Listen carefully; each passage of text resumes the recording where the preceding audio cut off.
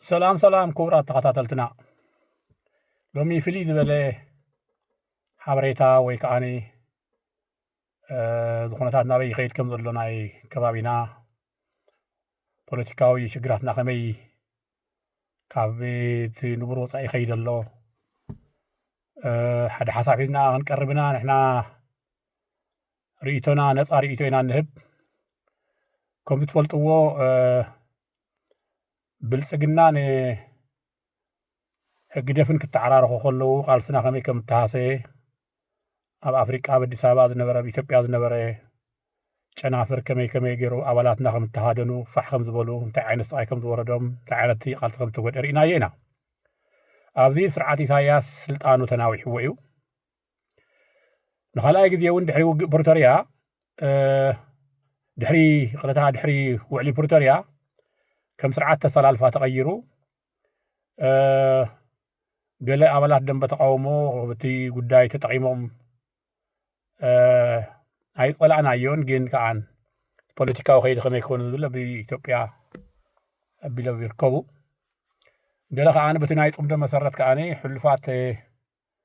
ናይ ሻዕብያ ተጣበቕቲ ዝመስሉ ፅምዶኦም ከይገብሩ ናይ ሻዕብያ ተጣበቕቲ ዝመስሉ ሻዕብያ ዓደ ዓብዪ ከም መልኣኽ እንዳቕረቡ ከም መፍትሒ ችግር ዝሪኦ ቀጥታ ምስ ኤርትራውያን ምስ ተቓለስቲ ኤርትራውያን ክዋጠጡ ሕማቅ ቃላት ክዘራበዩ ከም ተጋሩ ንሪኦም ከምኡ እቲ ናይ ኣዲስ ኣበባ እውን ተሪእናዮም ኣብ ጎኒ ብልፅግና ዝወገኑ ክመስሉ ገለ ኣባላት ኩሎም ተዘይበልናዮም መዓት ቁንዓት መዓት ብዙሓት ቁንዓት ውፍያት ሂወቶም ዝኸፍሉ ከም ዘለዎ ፀቢቕና ንኣምን ቃለሱ ከዓ ተስፋ ንህብ ተስፋ ነተባብዕ ማለት እዩ ገለ ግን ብኣካል እውን ንፈልጦም ኣብ ቃልሲ እውን ገለ ምትሕንኻላት ዝፈጥሩልና ዝነበሩ ዝሓለፈ 15 ዓመታት ሎሚ ምስ ገለ ምስቶም ካብ ህወሓት ተፈንጭሎም ኣብይ ኣይትሙተና ኣብይ ንበረልና ዝብሉ ዘለው ኣካላት ሰበስልጣን ነበር ወይ ድማ ገለ ዝተዋዳደቡ ተጋሩ ኣዲስ ኣበባ ግዒዞም ዘለው ሓደ ኣብ ዋዕላታቶም ተዓዲሞም ካብ ንቡር ወፃኢ ዝኾነ ፖለቲካን ይመስል ንህዝቢ ትግራይ ዝፈተው ይመስሉ ካብ ንቡር ወፃኢ ኣማራፂ ክወሰድ ኣለዎ كبلو خلو بتقراي ولا بخيناتهم كنت حلو ذا عينته أمته خلو بتعمل خاتقرم خيناتك هو جلو وخبل خلو سي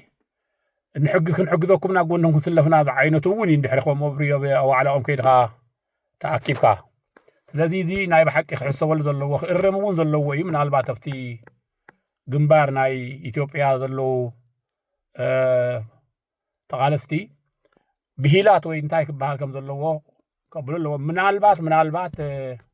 አብይ ዘየታሉ ለብሉን ኢሳያስ ዘየታሉ ለብሉን በዚ ጽምዶን በዚ ሰላልፋ ናይ ስምረት ወዲ ስምረት ዝበሃልን ክኸይድ ይኽእል እዩ ፍሉይ ሙሉእ ሰላም መጽ ዝብል እምነት ቋት ዘይሃለወና ግን ክትድግፍ ትኽእልኻ ንህዝቢ ትግራይ ንድግፍና ክብሉ ይጸንሑሞቶም ሸነኸ አዲስ ኣበባ ሓደ ካብ ኣብ ዘይምልከቶም ዘረባ ሰተፍተፍ ዝብሉ ማለት እዩ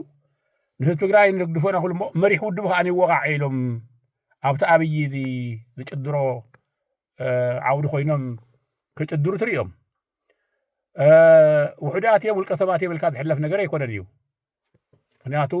ውልቀ ሰብ ሓሳቡ ክዝርዝር ከሎ ንዑ እውን ዝስዕብ ወይ ድማ ጠጠው በል ዝብሎ እንድሕር ዘይረኺቡ ከም ክውን እዩ ዝውሰድ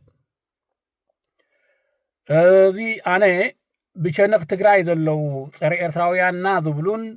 እሞ ነቲ ደንበ ተቃውሞ ኣሕቢሮም ዝወቕዑን ተጋሩ ዘይትፅበዮም ብሸነኽ ኢትዮጵያ ኣዲስ ኣበባ ኮይኖም መቃለሲ ባይታ ስለዝሰኣና ኢሎም ኣብኡ ግንባር ምሰበሉ እቲ ግንባር ከም ዘለዎ ይኹን ግን ከዓን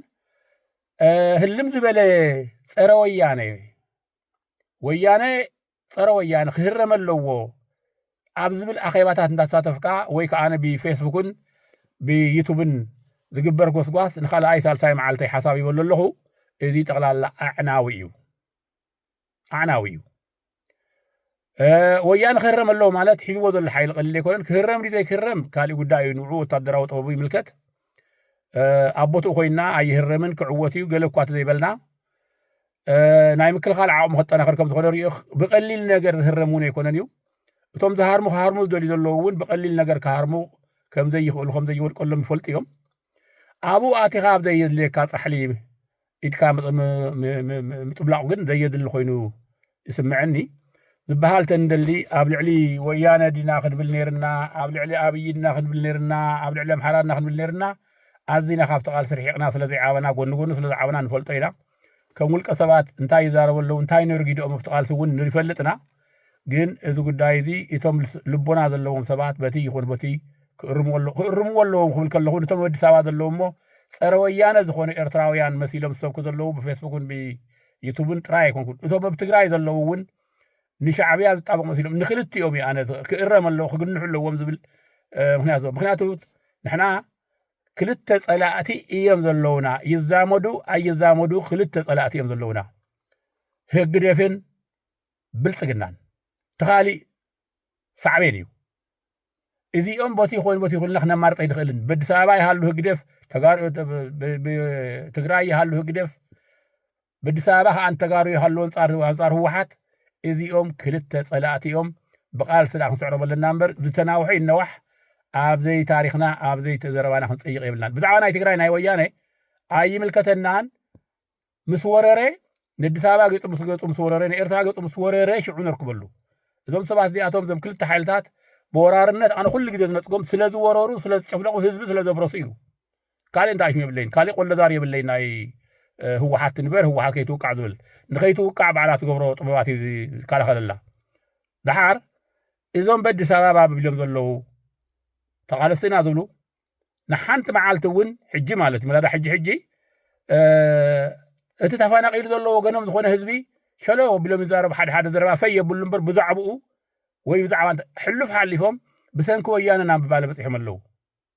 لذي ويانا ايدو خيب نيرو هدو تقراي كمكت نيرو كمكت اللو ويلو مساناي ويجنيرهم كمكت ينورنا بذل درجه خد اللو بتغكل بتعارض زارب قالاتي خزاربكم كبرات تخاتلتنا اذي بطعمي هاناصي ايكونن هاناصي كونن كنيون اللو اتي بشنخ هقدف دلو أسلالفا جداً جبسن زحاوسة يو اتبشن أخي بلتقنا ذلو أسلالفا دبي وإسرائيل بملو قاضي كونه بفل في دبي بحذيو دبي نبعلا تقدك ذلا تقدك هاجر نديعه تصفحيت كا أطوار ويجنزك تبنى أزبل كالي الحربايتا زين فولت أنتليو بنصور في اللياتنا أقمتنا ويكن قبلو نام مدرك ورد اللو كوم يدلينا دي يدلينا نام مدرك ورد اللو تزاي كوينو بحبيب خيدونا يخل انتقالسي أقاد أجهنا خنداربو أنا ولا نظام بدي أنصار برجعنا حمدو أبي سبات سلي فضلو أنصار دخول سباتون أنا ون أنصارهم مخنياتو متك أتاسق عليك قربو هج دفاو ملك حجنو أي دقفن أي فتني سلذي مرجع أي نصر تأخذ تصلعت اللورة من يسلف مقولهم من يحجزهم عيناي أسلالفا مبرقاودو معرباودو ذو النجار بزي قدس كلت تصلعت اللونة هج دفن بلتقنا فتاوي تقول تقولهم دم بتقاومو إرتاويان بلتقنا فتاوي يو ناي طلع خوينو ون كبلك اي بلتقنا فتاوينا ايو كعوتنا تقول تقولهم كم زي عوت اميتي نقول كاي مالتي كم زي عوت اميتي